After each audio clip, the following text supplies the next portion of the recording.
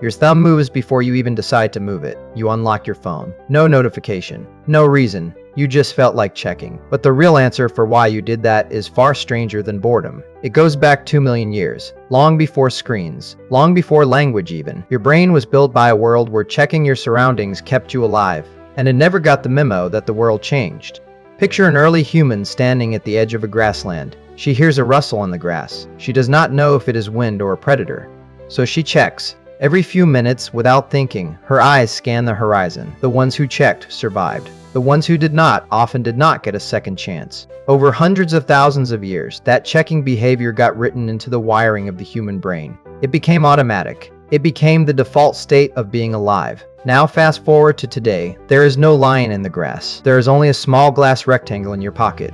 But your brain treats it almost the same way. It says, something might have changed. Go check. And you obey dozens of times a day, often without even noticing you've done it. This is not a character flaw. It is not weakness. It is an ancient survival circuit, firing in a world it was never designed for. So what exactly is happening inside your head when you reach for your phone? And why does it feel so hard to stop? Let's start with a name you have probably never heard, but whose work explains almost everything about your relationship with your phone. In the 1930s, psychologist B.F. Skinner ran a series of experiments on pigeons. He placed them in a box with a lever. Press the lever, get a food pellet. Simple enough. But then Skinner changed one thing. Instead of a pellet every time, the pigeons got a pellet at random intervals.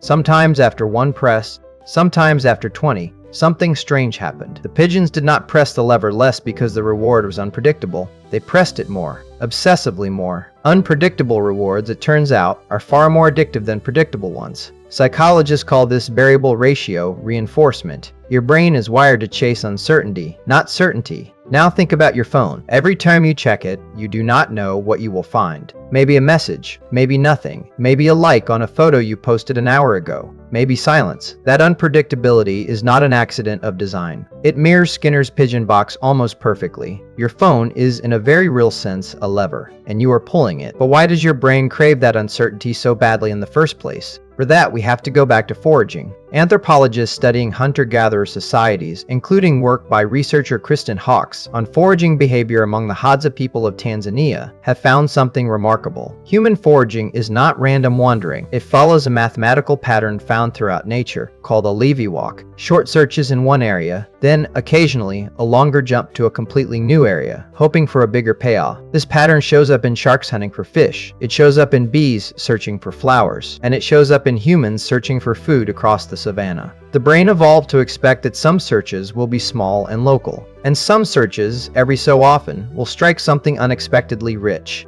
A dense patch of berries, an abandoned beehive, a day's worth of food in one lucky spot. Your phone recreates this exact pattern. You scroll. Mostly nothing interesting. Then suddenly a video that makes you laugh out loud, or a message from someone you have been thinking about. That rare, rich hit is enough to keep the whole searching behavior alive. You are foraging. You just do not call it that. You call it scrolling. There is a chemical behind all of this too, and it is not the one most people assume. Many people believe dopamine is the pleasure chemical, released when something good happens. But research by neuroscientist Wolfram Schultz in the 1990s revealed something different. Dopamine spikes are not really about pleasure. They spike hardest in anticipation of a reward, before you know if you are actually going to get it. That is the moment right before your phone screen lights up. That is the half second between pressing the lock button and seeing what is there. Your dopamine is not rewarding you for the message. It is rewarding you for the checking itself. This explains something that confuses a lot of people. Why do you sometimes feel more anxious after checking your phone repeatedly, not less? Because the relief you are chasing was never really about the content. It was about resolving the uncertainty. And a phone,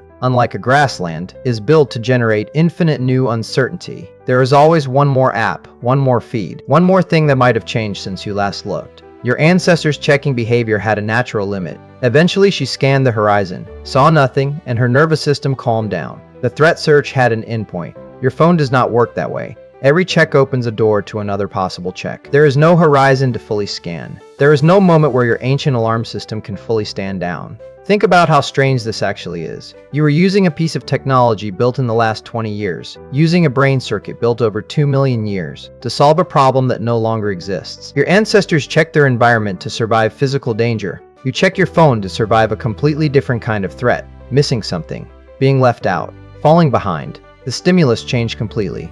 The wiring underneath did not change at all. Is this permanent? Is there really nothing you can do about it? Not exactly. Understanding the mechanism does not remove the pull, but it does change your relationship to it. Once you know that a notification-free phone check is your brain's version of an empty lever pull, you can start to see the behavior for what it is, instead of experiencing it as a mystery. You are not weak for reaching for your phone 40 times a day. You are running very old software on very new hardware, and the software was never updated for this environment. Some researchers studying digital behavior now suggest that removing the unpredictability is more effective than removing the phone entirely. Turning off notifications does not remove temptation. It removes the variable reward pattern that makes the temptation so powerful in the first place. When the reward stops being random, the pigeon eventually stops pressing the levers so much. The same appears to be true for people. There is something almost humbling in all of this. The device in your pocket feels like the most modern object in your life. But the reason you cannot put it down has almost nothing to do with the present. It has everything to do with a woman standing at the edge of a grassland, scanning the horizon for danger, 2 million years before smartphones existed. Tonight, your thumb will move again, maybe without a reason, maybe without a notification. And when it does, you will not just be checking a screen. You will be running an ancient survival program, still faithfully executing, long after the world it was written for disappeared.